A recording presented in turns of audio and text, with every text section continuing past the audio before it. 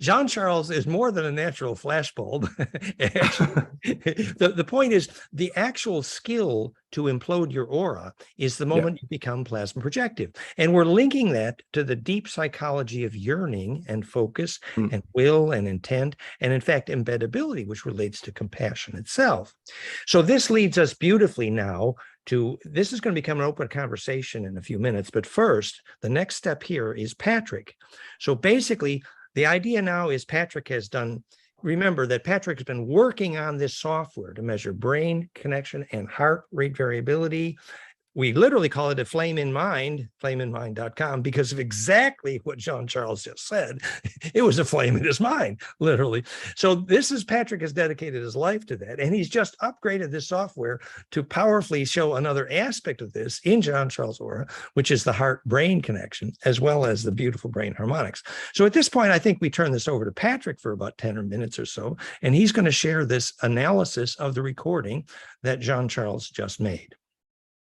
So this is the film of Jean-Charles that I have updated with new display of the app. So he's explaining, he plays a polar chess trap, and then so I will speed it up, and then he put the Muse headset. Maybe so this, you can see Jean-Charles is actually doing the recording. So he's doing the recording, and then the recording starts. And after a while, he told me, I discussed a little bit with Jean-Charles since he made the recording, and he told me that he tried twice to go out of his body, to be teleported.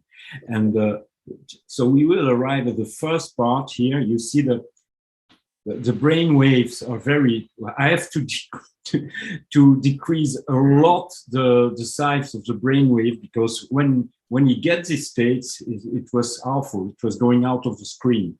So that's the reason why now, for the moment, you don't see anything on the screen. And then we arrive at the... then it's off the charts. There. And as Dana mentioned, a marvelous alpha peak, but very, very big alpha peak, and on the left brain. And so he stayed for a few, 1 minute or so, and then come back again. This is the first part. You see all the, and there's a geometry to that cascade that Patrick is going to analyze. I will show the, and then he stopped for a while and start again after a while. This is the second try, which is coming now. Yeah, see, the immediate huge flash. Again, the same thing, but very, very big brain wave, and it's almost the same thing that we have with kids which can see without their eyes. And you see that. And now it stopped.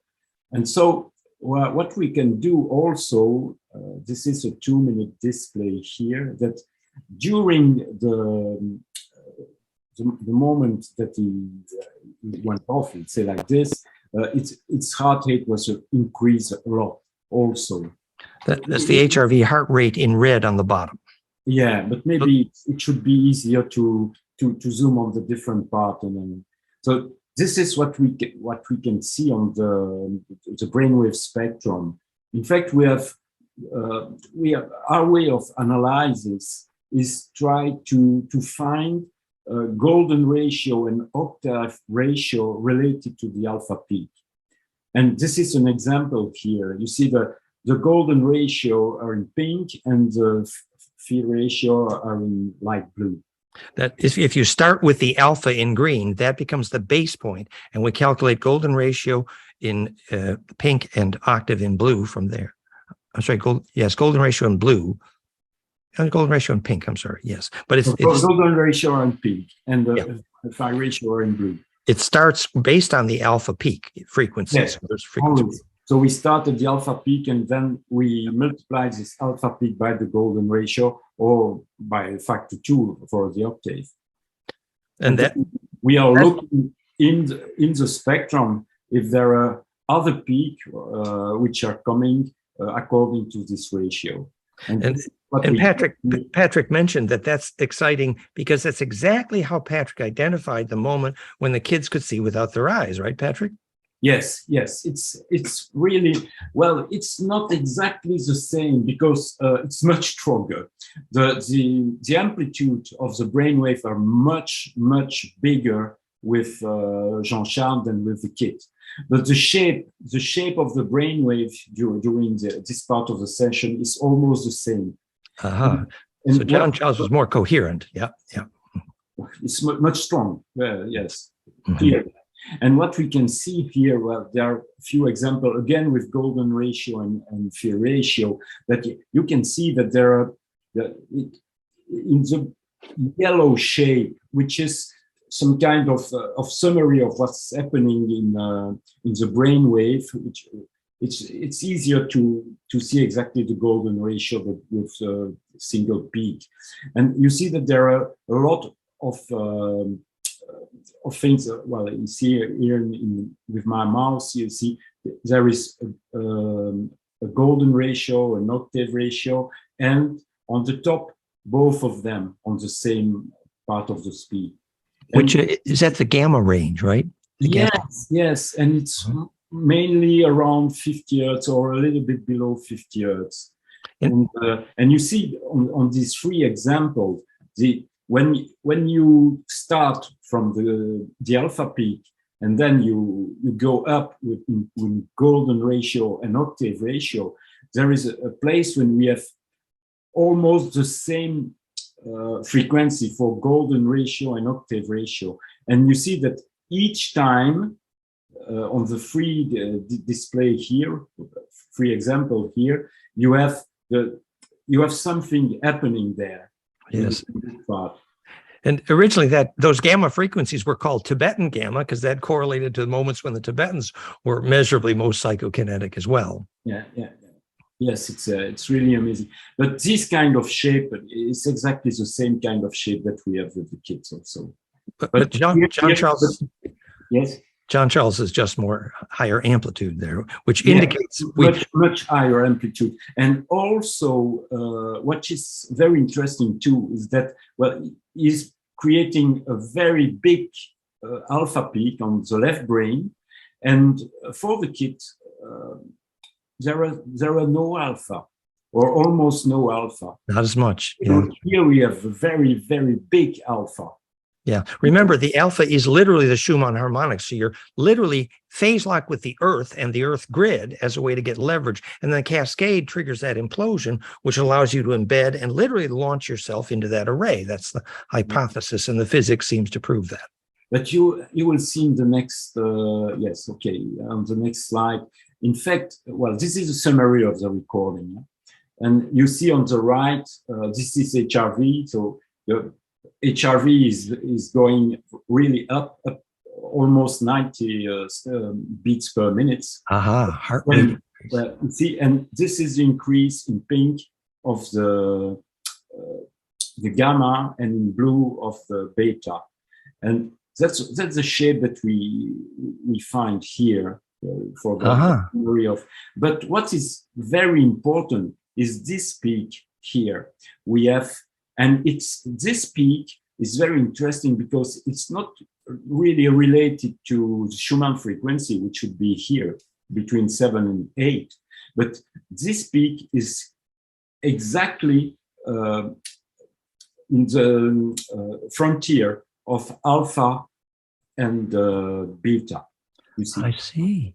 So his alpha frequency was at the high end of the alpha range. Yes, it's the top of the alpha frequency.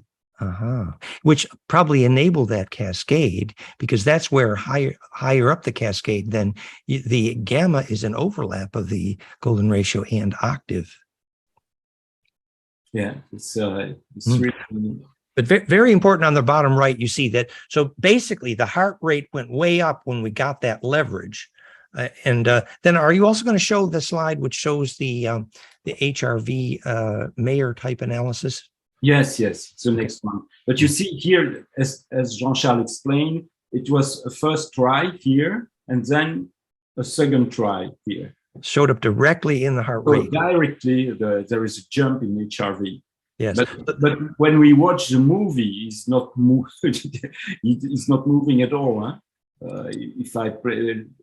If we let's watch him while doing. There is no movement at all. There is nothing. It was the stillness. Yes, it's completely stillness. And okay. well, this is another analysis which will be available probably in July. And we are also measuring the very low wave frequency of the brain. So it's called infrabrain wave, and it's around 0.1 Hertz. And it's very interesting here. You will see in white here, this is the very low part of the brain wave. And we have a frequency of about 6 cycles per minute. This is the peak here. Which is the Mayer wave, the 0.1 hertz. Which is the variation of the blood pressure inside the body. And this is a frequency which is used for coherence. It's the most important frequency in the body. It's the key to the HRV LF. It's the key to the spine liquid pump. Here, but I will enlarge the display. So you see it's the same display, but enlarged. So in white is the spectrum in cycles per minute of the brainwave. And in red, it is HRV spectrum. And you see that there is also a peak in a very, very low frequency, which is around, well, let's say 2 cycles, a little bit less than 2 cycles per minute.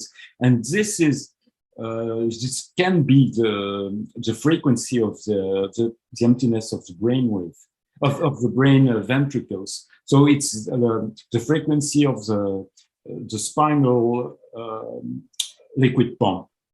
So the spine liquid pump triggers that moment when the ventricles actually drain, and there's that, the ventricle horde mechanism of Kundalini, and that's on the left there at around 2 cycles per minute. And then further right, around 6 cycles per minute, which is about 0.1 hertz, there's the major white peak, which is brain infrasound, but not the red peak. But in some cases, we see both. But the point is the drama of this new release of FlameinMind, which displays the brain infrasound